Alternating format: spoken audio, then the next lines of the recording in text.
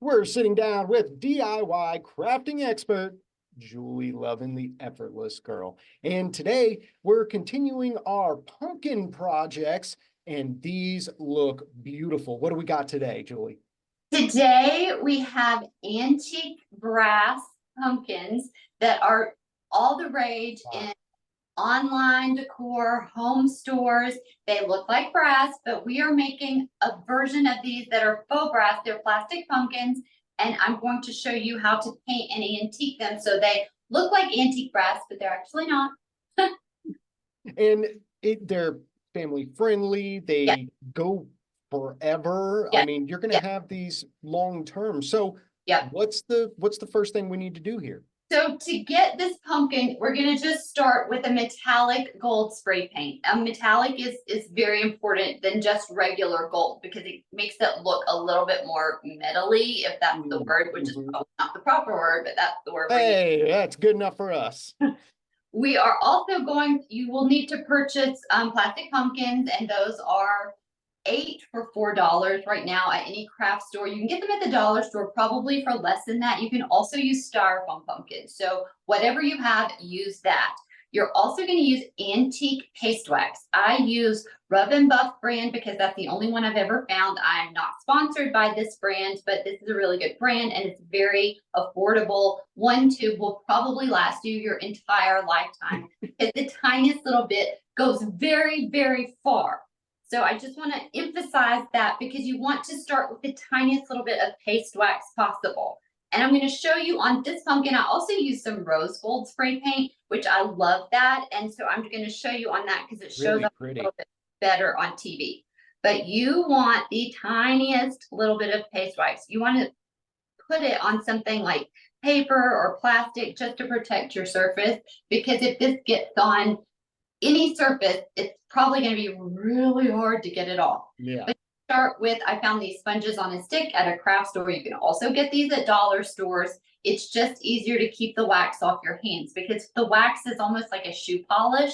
Mm. If you use shoe polish, I didn't think about that until just now, but it's hard to get it off.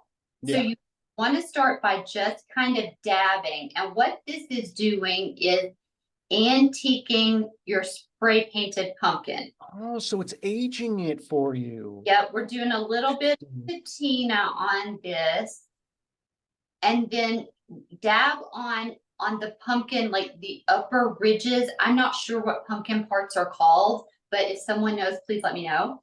But dab on the pointy parts of the pumpkin, but then in the lines themselves, just kind of brush on, and that gives it just a little bit of depth. So if you can see, I'm just brushing in the grooves and I'm dabbing on the ridges.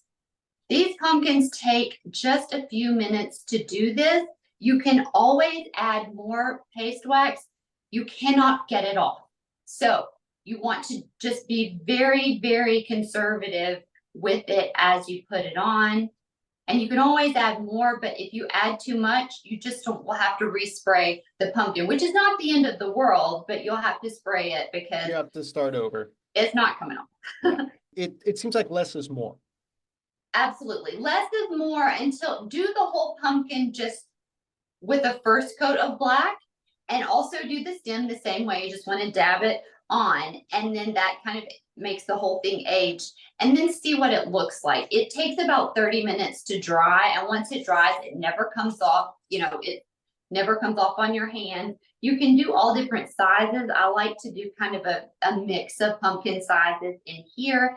I think it looks so elegant. Oh These yeah. are very, very expensive if you had to even the painted pumpkins, if you had to outright buy them. But this technique is just a very simple way to get that look for less. Julie, these are such fantastic ideas that really Love them.